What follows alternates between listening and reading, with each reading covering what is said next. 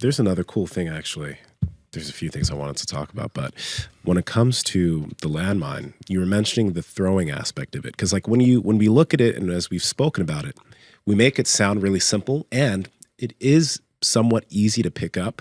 But the intricate aspects of it that you were teaching me yesterday, it's like when you're coming up, you are throwing that weight. You know what I mean? Yeah. And when I think of like other movements in the gym, there aren't many things that allow you to throw. And you're like doing that, and then you're also catching it.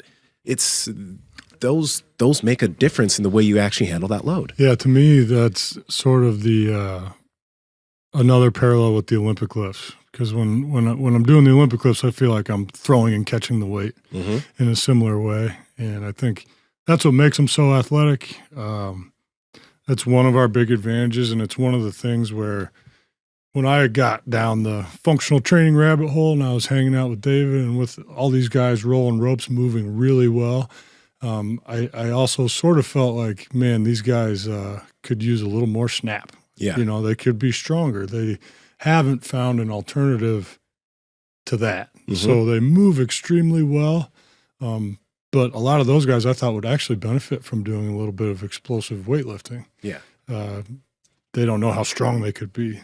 You know, seems like you're getting a lot of like hip extension, right? Yeah. With that knee traveling back behind the body, and that's something that you hear a lot of coaches talk about for performance. Yeah, I think one of the big cool things about what we're doing is that when we are extending that hip, we're also flexing the other one and bringing that foot up. And if you were going to stretch your hip flexor, I think very rarely would you try to stretch both of them at the same time. So if you can feel that difference of what it means to stretch one hip flexor, you know, to find hip extension on one side, to me, that's a huge benefit. That's one of our huge advantages. What's Andrew pulling up here? This one's crazy because, like, where does the bar go? It's end's gone. Oh, yeah, we use that as sort of and that is actually throwing the weight like we were doing on our snatches. It's a way to teach that first hand to really throw. Yeah, doing it from the middle looks kind of interesting. But for people watching, a cool thing too is like you're not only throwing the weight when you end up here, it's like from the bottom when you're picking that up, you are so throwing. the first clip on this one, it's really fast, but the first clip is him doing what you were just talking about, starting that snatch and then not catching it with the other. Let me pull it up again. Let's see, here he is. So that's that's what's really dope about it. You know what I mean? Power Project family, your normal shoes are making you weak. This is why we partner with Vivo barefoot shoes, because they have a wide toe box, they're flat, and they're flexible. So with every single step you're taking, if you're taking a 10-minute walk outside or when you're working out in the gym, your feet are able to do what they're supposed to do in this shoe. They have tons of options for hiking, running, training in the gym, chilling and relaxing, casual shoes for if you're out on a date. You need to check them out. And Andrew, how can they get it? Yes, that's over at vivobarefoot.com/powerproject, and you guys will receive 15% off your order automatically. Again, vivobarefoot.com/powerproject. Links to them down in the description as well as the podcast show notes.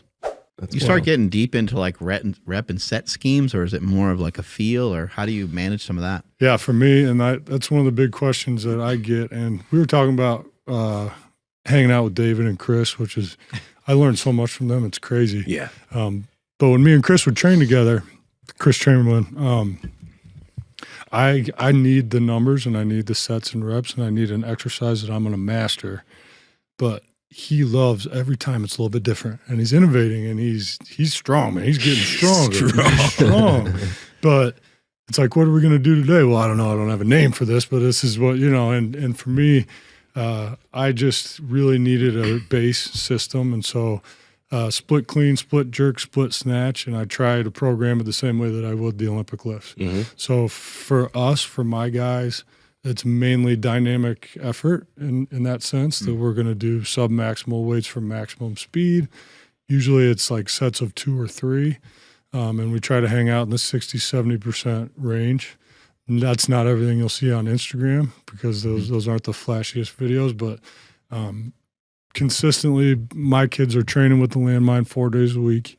Dynamic method is what I would call it, doing our split cleans, split jerks, split snatches, and waving bands in that way. So I'm a big conjugate guy, and I like to have a little bit of organization. There's this. Chris.